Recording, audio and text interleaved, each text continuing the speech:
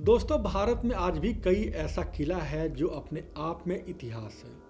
ये किले शौर्य गाथाओं के लिए मशहूर हैं, वहीं इनकी अलग अलग कहानियाँ भी है जहाँ लाखों पर्यटक घूमने के लिए आते हैं। और कुछ किले ऐसे भी हैं जहाँ लोग पैर रखने में भी डरते हैं।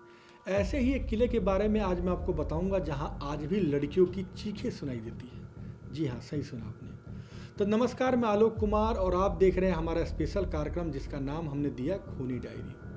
दोस्तों, आज मैं आपको एक ऐसी कहानी सुनाऊंगा जहां एक राजा के कारण 7 लड़कियों ने आत्महत्या कर ली थी। तो बने रहिए हमारे साथ और सुनिए इस कहानी को और देखिए भी इस कहानी को। दोस्तों, उत्तर प्रदेश के बुंदेलखंड के ललितपुर में राजा मर्दन सिंह का किला है। आपने नाम भी सुना होगा, जिसे भूतिया किला कहा जाता है। बताया जाता है कि यहाँ मासूम लड़कियों की सिसकियाँ आज भी सुनाई देती है, इसलिए इस किले में लोग दाखिल होने से भी डरते हैं। जानकारी के मुताबिक दोस्तों, 1850 में मर्दन सिंह ललितपुर में बानपुर के राजा बने थे और 1857 में स्वतंत्रता संग्राम में रानी लक्ष्मीबाई के साथ थे। मर्दन सिंह को आज भी महान क्रांतिकारी के रूप में जाना जाता है, क्योंकि जाहिर सी बात है कि जो व्यक्ति, मान लो जो राजा रानी लक्ष्मीबाई के साथ खड़ा हो और लड़ाई लड़ी हो तो उसे क्रांतिवीर ही कहा जाएगा उसे को। तो बानपुर के पास ताल बेहट एक गाँव है जहाँ उनका अक्सर आना जाना लगा रहता था। इसलिए राजा मर्दन सिंह ने यहाँ किला बनवाया, क्योंकि डेली वो यहाँ आते जाते थे। तो उन्होंने सोचा कि मैं एक किला बनवा दूँ, तो उन्होंने यहाँ किला बनवाया। और इस किले की देखरेख उनके पिता प्रहलाद सिंह द्वारा किया जाता था। और वो भी प्रहलाद सिंह के जो थे प्रहलाद सिंह, वो भी इस किले में अकेले रहते थे। लेकिन इसी दौरान 7 लड़कियाँ, जो अक्षय तृतीया जो एक पर्व कहा जाता है, आप लोगों को शायद पता होगा, इस दिन नेक मांगने के लिए इस किले में पहुँचती है जहाँ प्रहलाद सिंह अकेले रहते हैं। प्रहलाद सिंह जब इन लड़कियों को देखते हैं तो उनकी नीयत खराब हो जाती है और वो इन लड़कियों के साथ दरिंदगी कर देते हैं। लड़कियां चिल्लाती रहती हैं, लेकिन किसी ने भी उनकी आवाज़ नहीं सुनी। लड़कियां काफ़ी चिल्ला रही थी, किसी ने उनकी आवाज़ नहीं सुनी।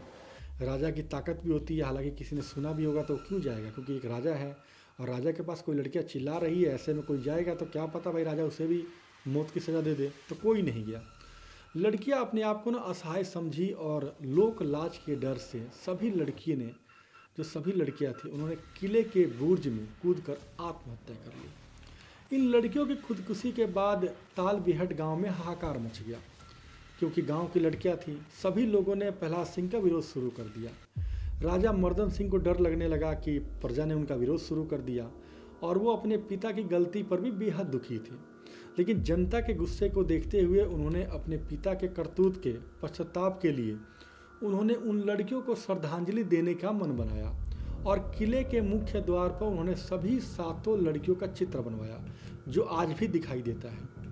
राजा ने उनकी आत्मा की शांति के लिए मुख्य द्वार पर उनका चित्र बनाकर श्रद्धांजलि तो दे दी, लेकिन अकाल मृत्यु के कारण 7 लड़कियों की आत्मा को शांति नहीं मिली।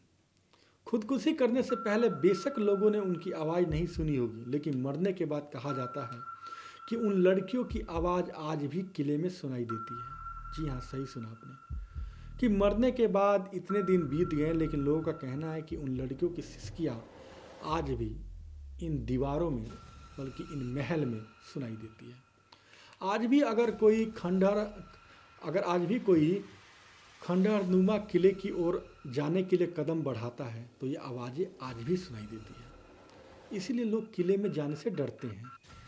ये वाक़या दोस्तों अक्षय तृतीया के दिन हुआ था और इसी दिन गांव की 7 बेटियों ने अपने ऊपर हुए गुनाह के कारण खुदकुशी की थी। इसीलिए आज भी यहाँ के लोग यह पर्व नहीं मनाते हैं। लड़कियों को श्रद्धांजलि देने के लिए राजा ने किले के मुख्य द्वार पर जो चित्र बनाए थे, वहाँ आज भी गाँव की महिलाएँ गांव की शांति के लिए पूजा पाठ करती है।